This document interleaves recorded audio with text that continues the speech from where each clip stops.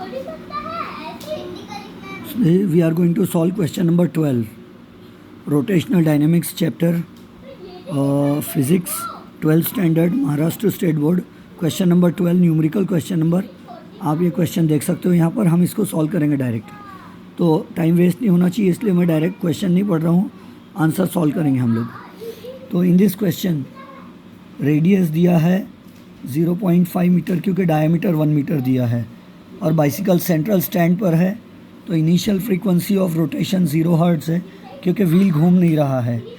फिर बाद में लिखा है the wheel is set into rotation and it attains a frequency of 2 revolutions पर सेकेंड। अब रेवोल्यूशन पर सेकेंड का मतलब हर्ट्ज़ हो गया, और ये फ्रीक्वेंसी 0 से 2 करने के लिए उसको 10 सेकेंड्स लगे, और उसका एंगुलर एक्सेलरेशन यूनिफॉर्म है। हमको पता करना है नंबर ऑफ़ रेवोल्यूशंस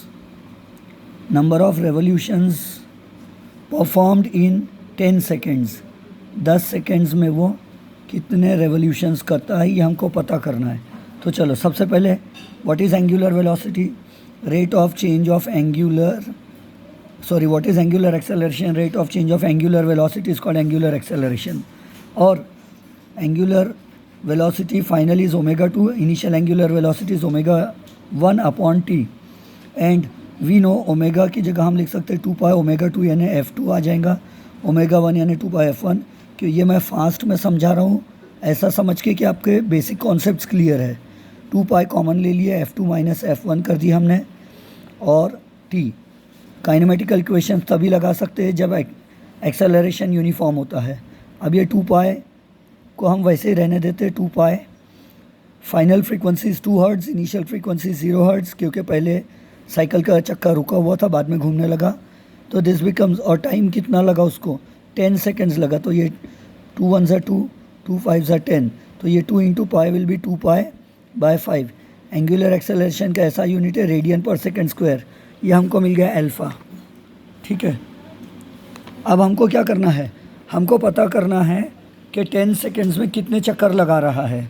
तो देखो 10 सेकेंड में चक्कर के लिए हम क्या करेंगे, हम सेकंड काइनेमेटिकल इक्वेशन लगाएंगे। ट्रांसलेशनल लीनियर मोशन में सेकंड काइनेमेटिकल इक्वेशन होता है ut plus half A T square. इसको रोटेशनल मोशन के लिए हम लीनियर डिस्प्लेसमेंट की जगह एंगुलर डिस्प्लेसमेंट लिखेंगे। इनिशियल लीनियर वेलोसिटी को इनिशियल एंगुलर वेलोसिटी कर देंगे, time plus half. Linear acceleration की जगह एंगुलर एक्सेलरेशन और टाइम का स्क्वायर। फिर उसके बाद अब देखो इसमें तो हमको क्या पता करना है, थीटा पता करना है, एंगुलर डिस्प्लेसमेंट कितना होता। ओमेगा 1 की जगह हम 2 पाई f1 इंटू टी, ये हो गया हाफ अल्फ़ा टी स्क्वायर।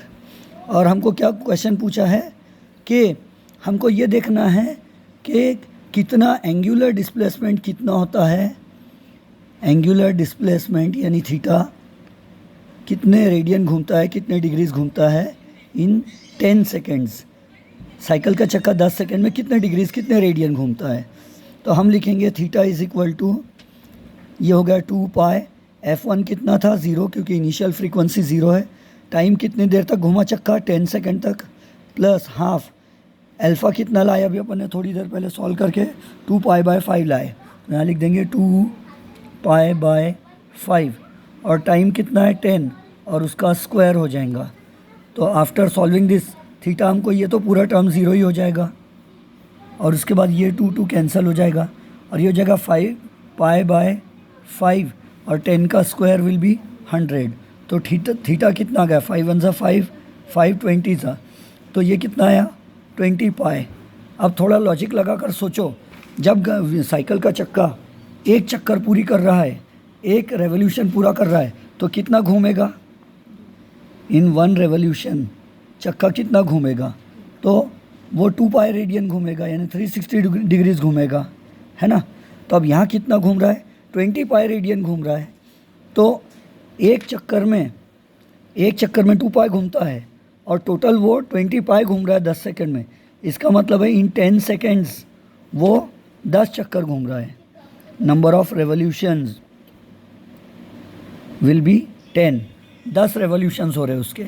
एक रेवोल्यूशन में 2 पाई घूमता है, और इधर इन थीटा इन 10 सेकेंड्स, 10 सेकेंड में कितना थीटा घूम चुका है वो ऑलरेडी। तो 10 सेकेंड में 20 पाई घुमा है, इसका मतलब, और एक रेवोल्यूशन में 2 पाई घूमता है, तो वो 10 रेवोल्यूशंस कर चुका है। ये हमारा थोड़ा ये क्वेश्चन नंबर 12 का जो फर्स्ट पार्ट है उसका आंसर आ गया। अब हमको पता करना है टाइम टेकन टू कंप्लीट, ये 10 चक्कर के लिए उसको 10 सेकंड में 10 रेवोल्यूशंस घुमा वो। अब हमको पता करना है कि time taken by it for first complete revolution and last complete revolution. तो अब देखते हैं फर्स्ट कंप्लीट रेवोल्यूशन के लिए उसको कितना टाइम लगा। तो थीटा इज इक्वल टू वही वाला फॉर्मूला लगा रहे, 2 पाई F1 into T1 first revolution के लिए कितना टाइम लगा, और थीटा 1 यानी फर्स्ट रेवोल्यूशन में कितना एंगल घूमा, प्लस हाफ अल्फ़ा और फर्स्ट रेवोल्यूशन के लिए कितना टाइम लगा T1 स्क्वायर कर दिए। अच्छा, फर्स्ट रेवोल्यूशन में कितना डिग्री कितना रेडियन घुमाऊंगा, 2 पाई रेडियन, और ये 2 पाई इंटू F1 हो जाता है, F1 इज़ 0 और ये T1 प्लस हाफ अल्फ़ा की वैल्यू कितनी हमको पता है, तो इट इज़ किधर गया, 2 पाई बाय 5 रेडियन लाए थे हमने, ये देखो इधर बाजू में, ठीक है। और T1 स्क्वायर हमको पता करना है, T1 यानी फर्स्ट रेवोल्यूशन के लिए कितना टाइम लगता है, तो यहाँ जाएगा 2 पाई इज इक्वल टू, ये पूरा टर्म 0 हो जाएगा, यहाँ से ये कट जाएगा, ये बचेगा pi by 5 into T1 square, तो ये पाई दोनों तरफ से कैंसिल हो जाएगा और हमारे पास बचेगा T1 square is equal to, ये 5 उधर जाएगा तो it will become 10 seconds taking square root, तो T1 इज इक्वल टू, अब स्क्वायर रूट ऑफ 10 कितना होता है, तो मैं 3.131 लिख रहा हूँ, मुझे अंदाज़न ऐसा लग रहा है कि शायद इतना होता है, आप चेक कर लेना। तो यानी फर्स्ट रेवोल्यूशन करने के लिए उसको पहला एक चक्कर करने के लिए लगभग 3 सेकेंड्स लगे, क्योंकि पहले वो धीरे धीरे घूम रहा था चक्का, उसमें एक्सेलरेशन ज़्यादा नहीं आया था, एंगुलर एक्सेलरेशन। तो ये हो गया पहला। अब हम ये देखते हैं कि आखिरी चक्कर घूमने के लिए उसको कितना टाइम लगा, तो हम लिखेंगे टाइम टेकन, हम एक काम करेंगे, टाइम टेकन टू कंप्लीट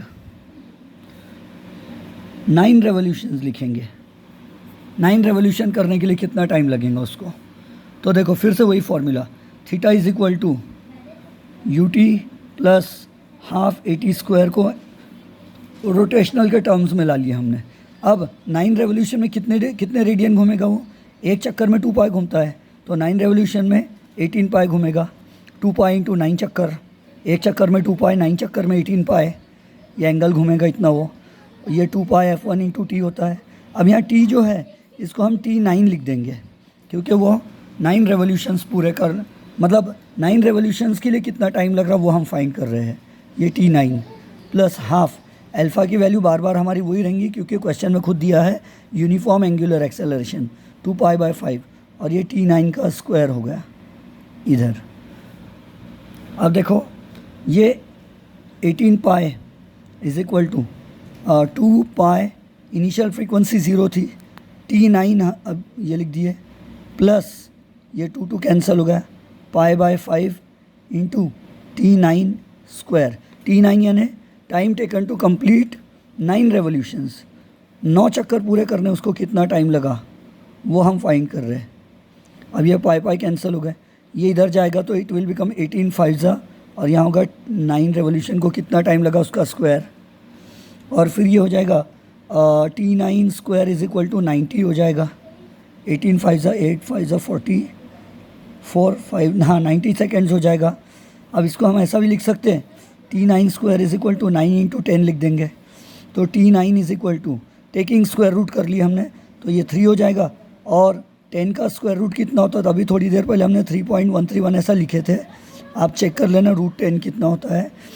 तो ये हो जाएगा 3 1 3, 3 3 9, 3 1 3, 3 3 9, यानी 9 रेवोल्यूशंस करने के लिए उसको कितना टाइम लग रहा है, तो 9.39 सेकेंड्स, और 10 रेवोल्यूशन करने के लिए कितना टाइम लगा उसको, time taken for last 1 revolution, आखिरी का रेवोल्यूशन के लिए कितना टाइम लगा, तो हम लिखेंगे time taken for all 10 revolution, पूरे 10 चक्कर करने कितना टाइम लगा, माइनस 9 चक्कर करने के लिए कितना टाइम लगा, टाइम फॉर 9 रेवोल्यूशन। थोड़ा लॉजिक लगा कर ध्यान से समझो, 10 चक्कर करने के लिए उसको कितना टाइम लगा, 10 सेकेंड लगे, और 9 रेवोल्यूशन करने के लिए कितना टाइम लगा, 9.393 लगा। 9.39 समझ लेते अपन उसको शॉर्टकट मार के। तो 10 रेवोल्यूशन करने के लिए 10 सेकेंड लगा। कैसे पता, तो ये देखो यहाँ पर ने पता कर लिए थे कि उसने 10 रेवोल्यूशन किया, और क्वेश्चन में दिया है कि 10 रेवोल्यूशन करने के लिए उसको 10 सेकेंड्स लगते हैं।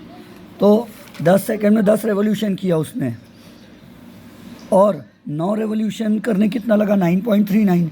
इसका मतलब बचा हुआ आखिरी का रेवोल्यूशन कितनी देर में किया।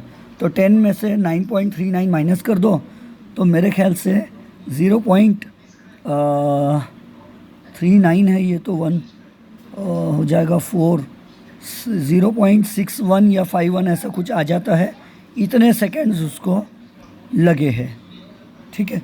और अपनी बुक में आंसर जो दिया 0.51 दिया है, तो मेरे ख्याल से ये 39 की जगह 49 ऐसा कुछ आता होगा मे बी। तो आप वो चेक कर लेना एक बार थोड़ा, सॉरी 3.9 आता है। आप इसका थोड़ा मैथमेटिक्स चेक कर लेना, क्योंकि मैं रफ़ कर रहा हूँ और अर्जेंटली जल्दी सॉल्व कर रहा हूँ, तो मैंने मैथमेटिक्स पे ध्यान नहीं दिया इसके, ठीक है। होप ये आपको समझ गया होगा।